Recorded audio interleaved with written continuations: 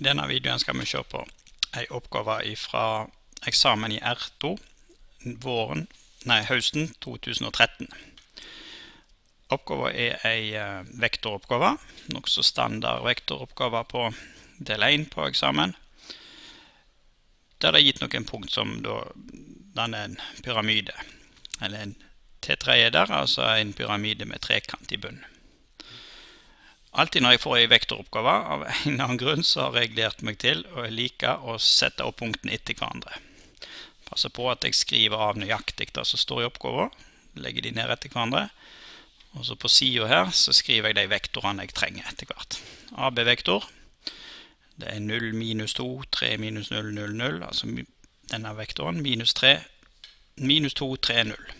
Samme måten AC-vektor. Så ser jeg at i B her så skal jeg regne ut volumet, da får jeg sikkert bruk for A. I tillegg til AC får jeg sikkert bruk for AO-vektor. Kan jeg da skrive den her. AO-vektor er lik, og da blir jo det bare 0 minus 2 som første koordinat, og 0 minus 0, og 0 minus 0 som andre og tredje koordinat. Sånn. Da er jeg klar til å begynne å svare på oppgaver. Der de ber om AB prikk AC.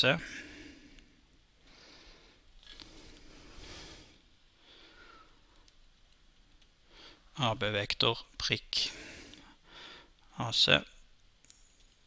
Prikkprodukt eller skalarprodukt. Alt dette sånn. Her skal jeg altså frem til et tall. AB er minus 2, 3, 0. Prikker med vektoren minus 2, 0, 4. Og skalarproduktet finner jeg jo ved å multiplisere første koordinatene. Minus 2 ganger minus 2. Pluss. Multipliserer jeg andre koordinatene og adderer med produktet av, så det skal være 4, av siste koordinatene.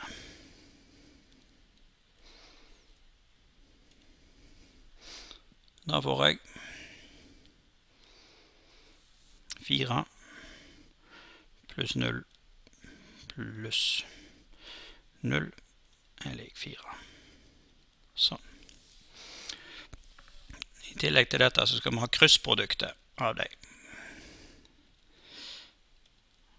Eller også kalt vektorproduktet, fordi at her får jeg en vektor som svar, som står vinkelrett på begge to. Da får jeg AB kryss AC. Her er det jo mange måter å huske akkurat den formelen for hvordan en gjør det. Jeg har lært meg et sånt mønster, der jeg skriver de etter hverandre, altså under hverandre sånn. Og så, for å finne første koordinaten, holder jeg over den, her. Og så tar jeg, multipliserer 3 med 4, trekker fra 0 ganger 0. Så da får jeg her 3 ganger 4 minus 0 ganger 0. Andre koordinaten, den kommer frem ved å holde over her, og da får jeg motsatt. Da tar jeg først minus 2 ganger 0. Minus 2 ganger 0. Og så trekker jeg fra minus 2 ganger 4.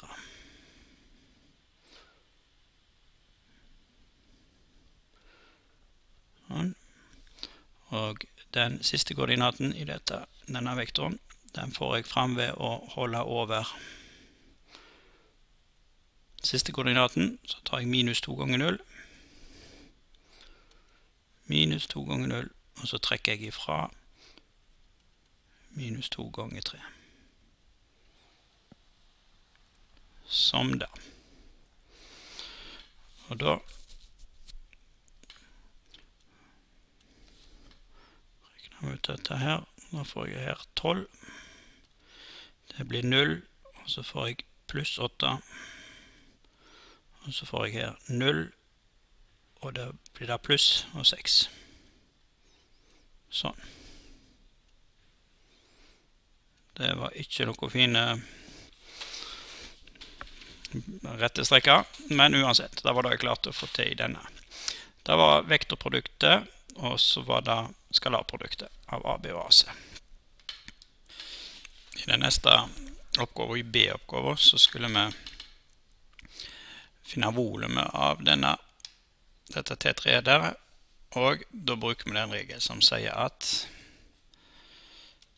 volumet da er lik. Vi har bruk for to ting. Vi har bruk for blåfargen hvis det er nok så lite igjen.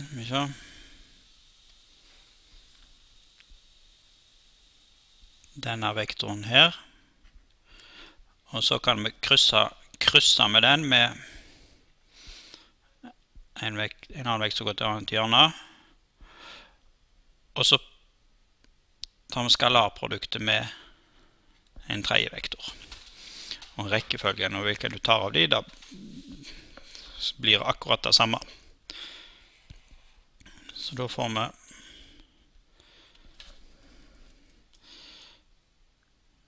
beklager, det ble litt hopping opp og ned og frem og tilbake her, men det går greit. Sånn, B. Da får jeg volum av ABCO. Da er lik 1/6 ganger med absoluttverdien av AB kryss AC-vektor. Sånn, og så tar jeg den vektoren og prikker med AO-vektor. Sånn. Sett inn 1/6. AB kryss AC, den står rett over her. Da får jeg 12,86 prikk. AO-vektor, og hva var nå den igjen? Den var vel minus 2,00. Sånn, minus 2,00.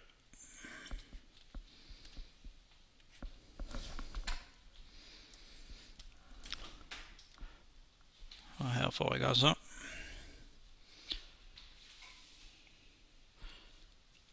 1/6 ganger med absoluttverdien av, og da får jeg 12 ganger minus 2 pluss 8 ganger 0 pluss 6 ganger 0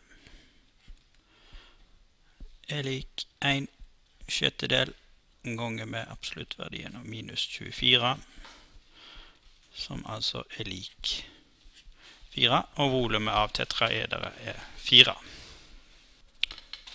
I den siste oppgaven skal vi se på en oppgave der vi skal vise at likningen for et plan alfa er gitt ved x halve pluss y tredjedel pluss z fjerdedel er lik 1, dersom ABC ligger i dette planet. Jeg har begynt litt på den. Hvis A, B og C ligger i planet, så betyr det at da må AB kryss AC være parallell med normalvektoren til planet alfa, og da kan jeg altså velge meg en normalvektor 6, 4, 3. Og da kommer av at hvis jeg ser på her oppe, ABAC er 12,86, og dermed så kan altså en normalvektor 6, 4, 3 brukes i planet. Det er veldig bra i oppgaven, så begynner sånn, sette opp likninger for planet, hvordan det er gitt. AX minus X0, B, Y minus Y0 og så videre. Med n-vektor som ABC og X0, Y0, Z0 som punkt i planet. Hvis jeg nå velger meg, ja, da er jeg her nede, A som punktet som jeg bruker, så gir dette her A er 6, X minus X0 blir 2, og så får jeg B som er 4, så får jeg Y, og i A så var Y-koordinaten 0, og så får jeg pluss 3, og der var det Z, og Z-koordinaten var 0, dermed får jeg sånn.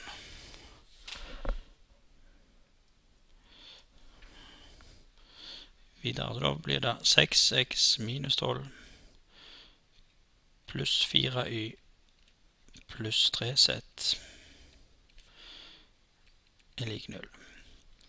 Ordner jeg dette, da jeg tar konstantleddet på høyre siden her, så får jeg 6x pluss 4y pluss 3z er lik 12. Og så hadde jeg bare 1 på høyre siden i dag skulle vise, og deler jeg på 12. Da får jeg her x delt på 2 der, pluss, da får jeg 12 delt på 4, altså y tredjedeler, og 12 delt på 3, z fjerdedeler er lik 12. Som altså var det jeg skulle bevise. Og da var planet alfa. Da har vi vært gjennom oppgave 3. En svært god oppgave som oppsummerer en god del fra vektorkapitlet, de grunnleggende tingene der. Både plan og volum, og da finne kryssprodukt og skalarprodukt. Så det er en kjempegod oppgave til å øve på.